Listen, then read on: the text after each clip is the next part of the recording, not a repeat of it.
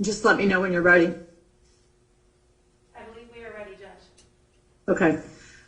Calling docket numbers 21006-651, People versus James Crumbley, and docket number 21006-652, People versus Jennifer Crumbley. Can I have appearances on the record, starting with the prosecutor first, please? Karen McDonald on behalf of the people. Thank you. Mark Keast on behalf of the people. Good afternoon, Your Honor. Marielle Lehman on behalf of James and Jennifer Crumbley. And good afternoon, Your Honor. I'm Shannon Smith on behalf of James and Jennifer Crumbley. Today is the date and time set for the defendant's motion to amend the bond. The court is hearing this motion by Zoom. Both defendants are at the Oakland County Jail and are appearing by Zoom, as are their attorneys and the prosecutor. Any objection to appearing by Zoom, prosecutor? No, Your Honor. Defense counsels? None, Your Honor. No, Your Honor. Again, this is the defendant's motion to amend a bond. Keep in mind that the court has had the opportunity to review both the motion and the prosecutor's response. Go ahead with any oral argument, and please try not to repeat anything that's already contained in your pleadings that the court did review. Thank you, Your Honor. As the court is aware, MCF 6.106F provides the criteria for determining an appropriate bond. The defense has filed a motion, which we are aware that the court has reviewed and has read thoroughly. However, there are a number of false, misleading, and irrelevant statements made by the prosecution in its response, which we will address today. First, the information provided by the prosecution related to extramarital relationships is not only clearly irrelevant to the issue of bond or any criminal responsibility, but is also a clear intention by the prosecution to create a conflict between the parties. Your Honor, there is no conflict. We have explained and discussed the matter of extramarital relationships with our clients, and there are no issues. Finally, any evidence or information obtained about extramarital relationships and subsequently used in the prosecution's response runs afoul of the Michigan Supreme Court's holding in People versus Hughes, which is 506 Mich 512. In that case, which is an appeal from an Oakland County jury trial, the Michigan Supreme Court held that any evidence of other crimes discovered during the execution of a search warrant falls outside the scope of the search warrant, and use of that information is effectively a warrantless search and violates the defendant's Fourth Amendment rights. Secondly, Your Honor, in Ethan's journal, which was provided in discovery, he explicitly states, and I quote, that he has to find where his dad hid the firearm. This statement, in ethancrumbley's own words, is contrary to the false and misleading assertions that have been made by the prosecution in this case. The assertions that the firearm was freely accessible to ethancrumbley. Further, Your Honor, the prosecution cites People versus Head 323 Mich at 526 and People versus Bryson, which is an unpublished opinion from the Michigan Court of Appeals, as support for their position that they have a strong case against our clients. Both cases, Your Honor, are completely distinguishable from the matter pending before this court. In fact, both cases involve firearms that were stored loaded with ammunition and in a location known to the juvenile. Your Honor, finally, the prosecution references an incident involving torturing animals and ethancrumbley keeping a bird head. His parents were completely unaware that Ethan had engaged in any sort of torturous behavior. They had no knowledge of an incident involving a bird head. In fact, again, Your Honor, in Ethan's journal, which was provided in discovery, he makes clear that any such conduct was carried out in a manner in which his parents would not be aware. Your Honor, we filed our motion after we'd received discovery because there had been a change in circumstances. As we noted in our motion, the prosecution has changed its position, and some of Ms. McDonald's statements have been changed in her media interviews as to the existence of discovery or the existence of statements or the existence of facts in this case. Your Honor, the bond is currently set at $500,000 cash or surety, no 10%. Based on the new information that was provided in discovery, that that is in the possession of the prosecution and also in our possession, we're asking that the court reconsider bond and reduce the bond to $100,000 cash or surety. We do agree, Your Honor, and would consent to the use of a GPS tether as the court has previously ordered.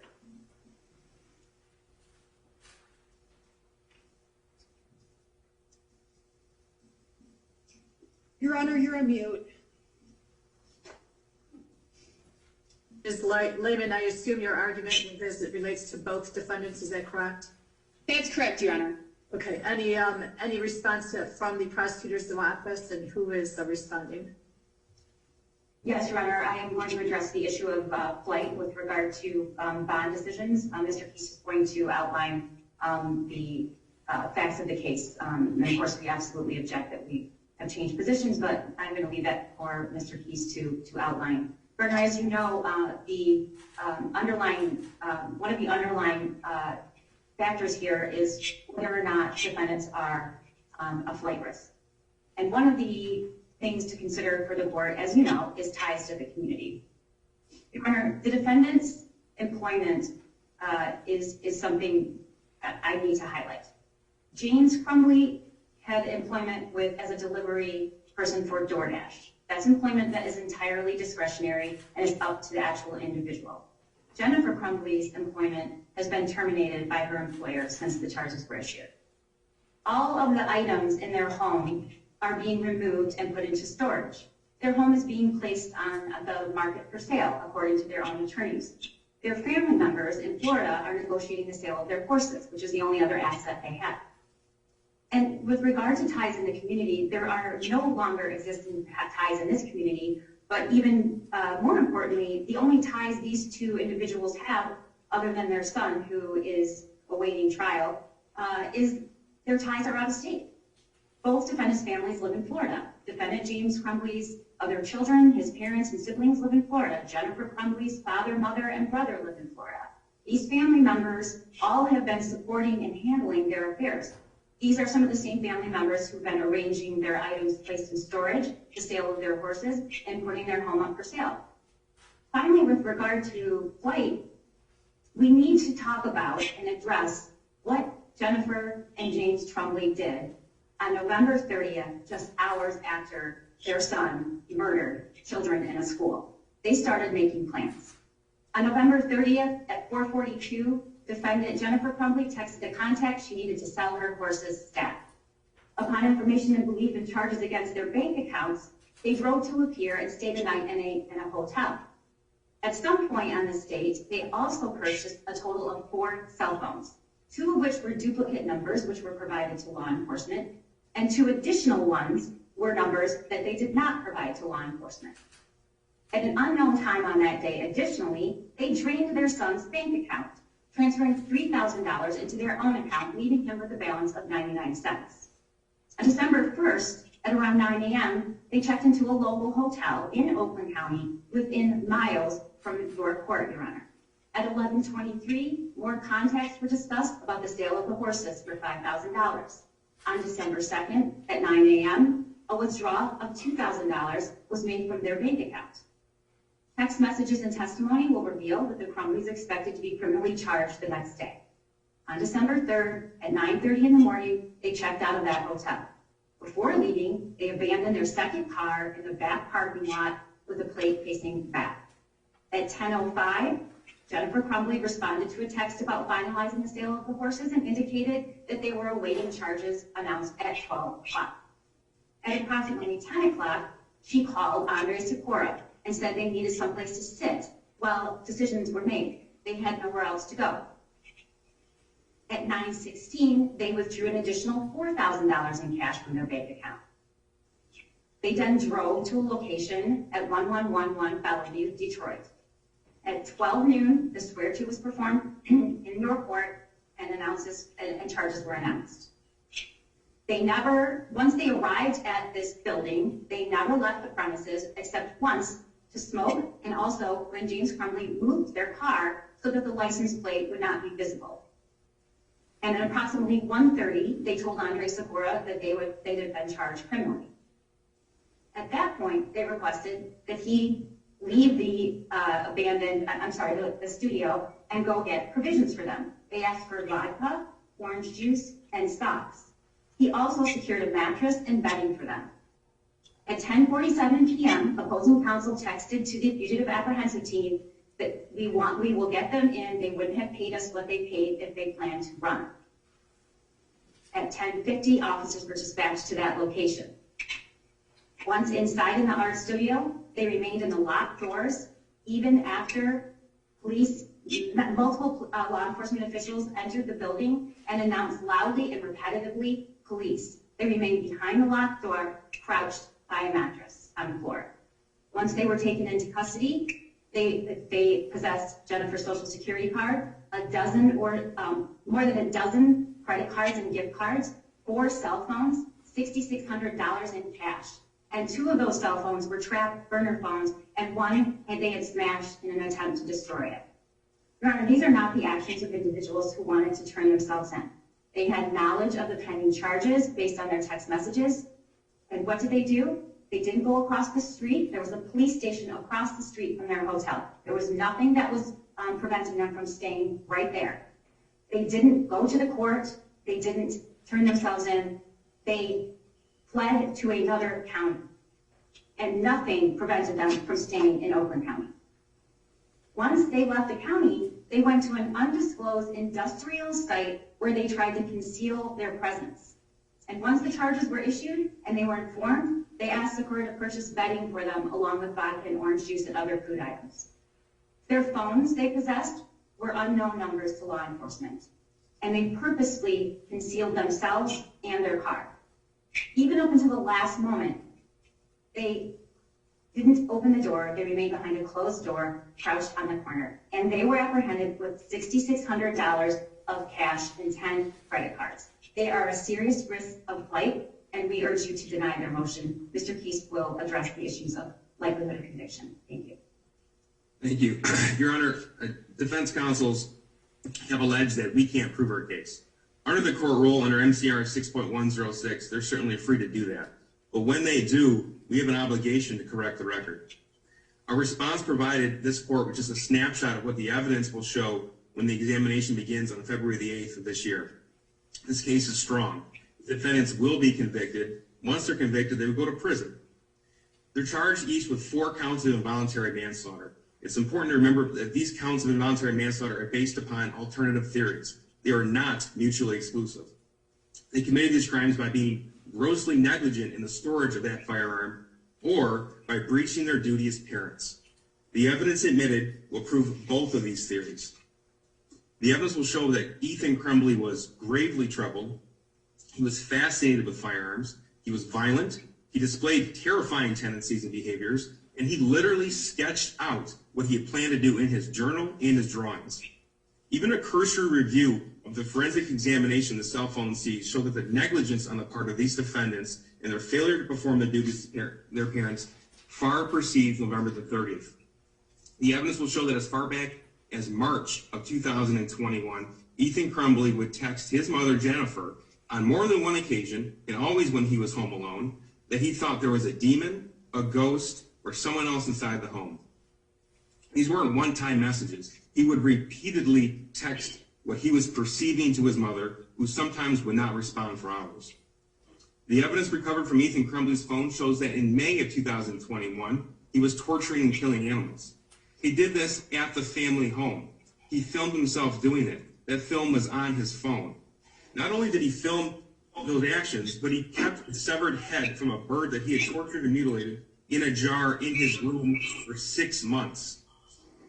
The evidence recovered thus far shows that Ethan Crumbley was creating Molotov cocktails at the family residence as well. That phone extraction also revealed that he searched school shootings and firearms so often on his phone that he received spam advertisements regarding his mental well-being and firearms.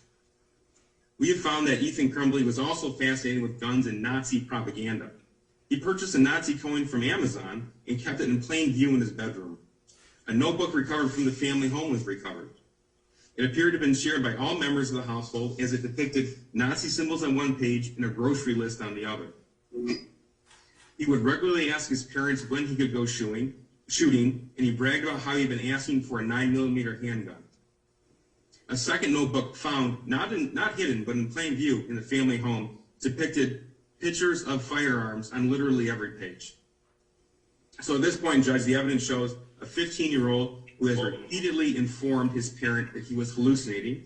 The same 15-year-old continuously demonstrated tendencies that were worrisome, all able to be found by his parents. He demonstrated one real passion in life, and that was firearms. His parents obviously know what had been directly told to them, but they did not intervene. They did not schedule therapy, did not investigate what might be in his room on his phone or his browser history. They didn't even keep their other weapons secured. And we know that because there was a video recovered from Ethan Crumbley's phone from August of 2021 with him holding James Crumbley's .22 caliber Kel-Tec pistol in one hand, bullets in the magazine around in the chamber. He sent messages to a friend, "It's time to shoot up the school, JK, JK, JK. That was in August of 2021. The evidence will also show at the exam that Ethan Crumbley's one real friend, the one he sent that video to in August, left the state in late October.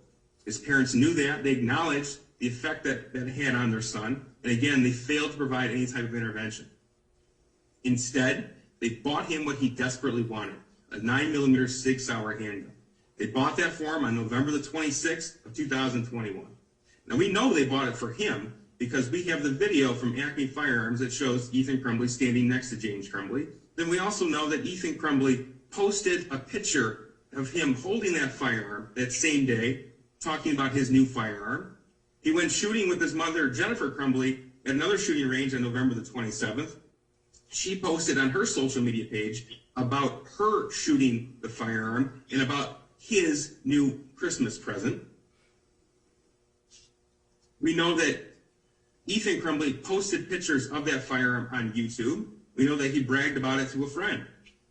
We have the video from the shooting range on November the 27th that clearly shows Ethan Crumbley was the one who knew how to manipulate and operate that firearm, and he showed Jennifer Crumbley how to do so. That evidence will be admitted at the examination. Even after they bought the gun, they could have secured it, but they failed to do so. They gave inconsistent statements about how the gun was secured. There were no statements made by either defendant that was actually locked up. All this was happening while Ethan Crumbley is planning to commit a mass murder. He wrote pages and pages about what he was going to do in his journal. He filmed a video of himself talking about what he was going to do. He shot that video at the family home. He stopped doing schoolwork and was surprised when his parents didn't seem to notice or care. And then we get to November the 29th, the day before the shooting. On that day, Ethan Crumbley is caught by his teacher looking up ammunition. Other students see him with shell casings and live rounds as well. His teacher immediately notified the appropriate parties within the school, who in turn met with Ethan, and they left a message for Jennifer Crumbley.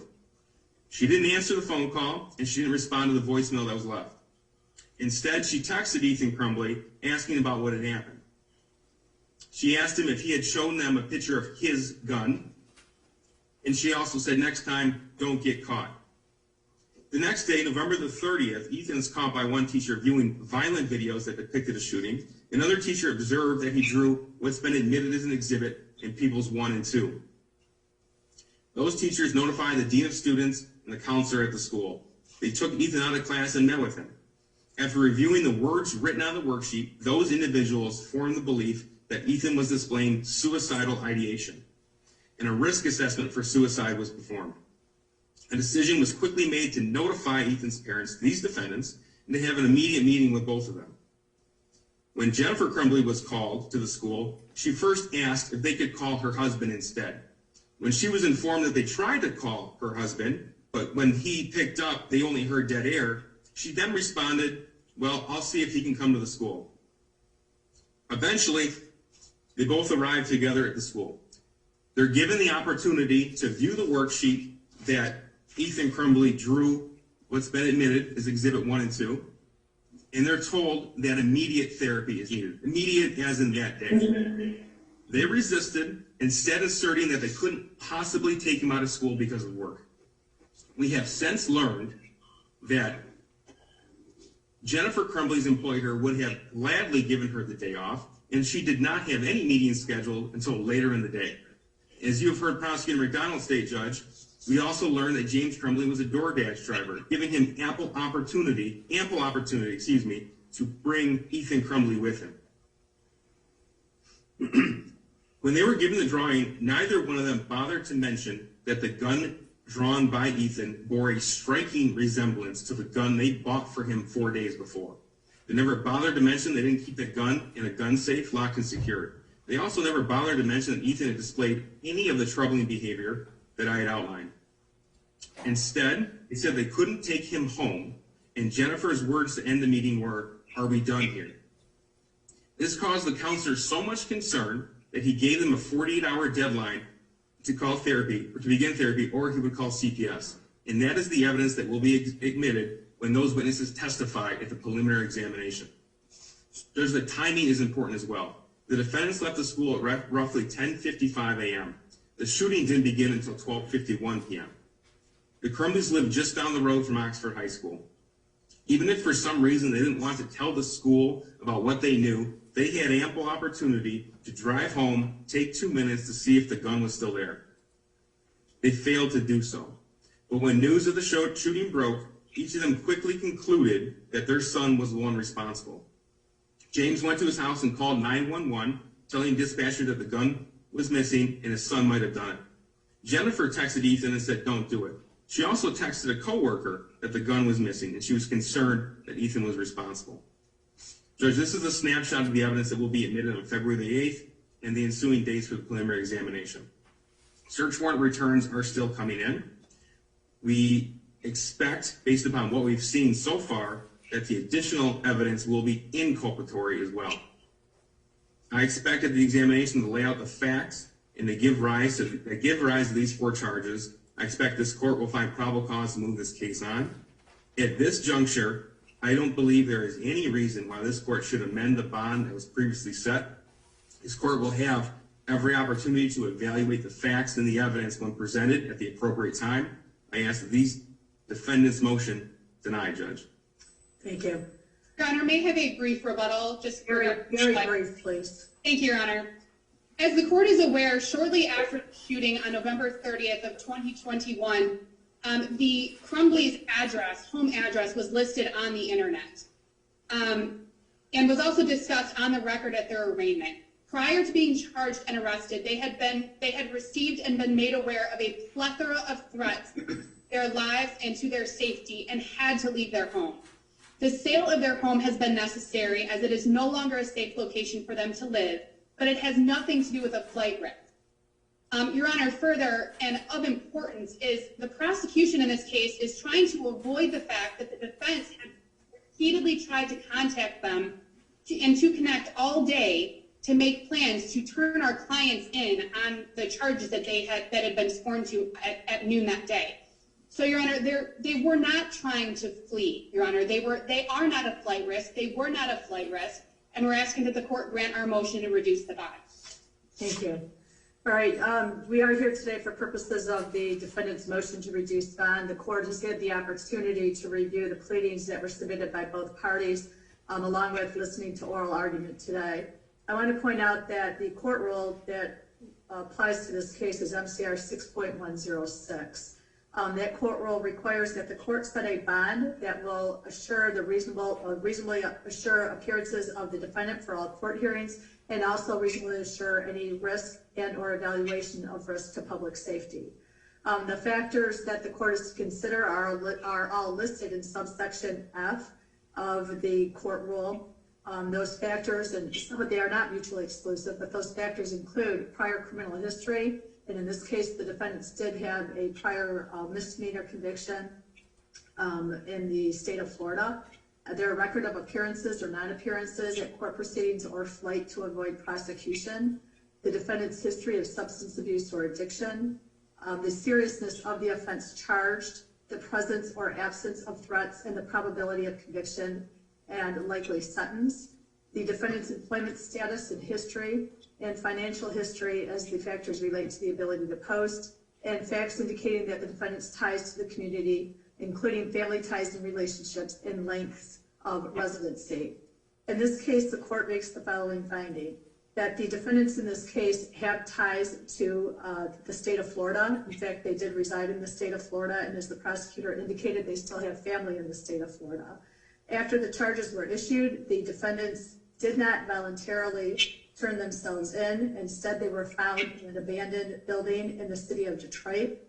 Their vehicle was hidden to the extent that they were trying to avoid anybody being able to see their license plate. They withdrew a substantial amount of money from bank accounts, and they were not answering attorneys' calls. The seriousness of the charges, I think, is self-explanatory. They are each charged with 4 counts of involuntary manslaughter. So taking all those factors into consideration, the court finds that the bond as set is reasonable and is denying the motion to amend the bond. We will continue to the preliminary examination on February 8th.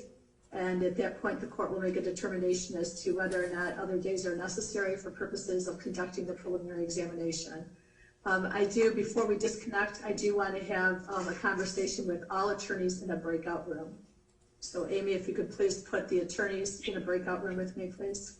Thank you, Your Honor. Thank you, Your Honor. Thank you, Judge.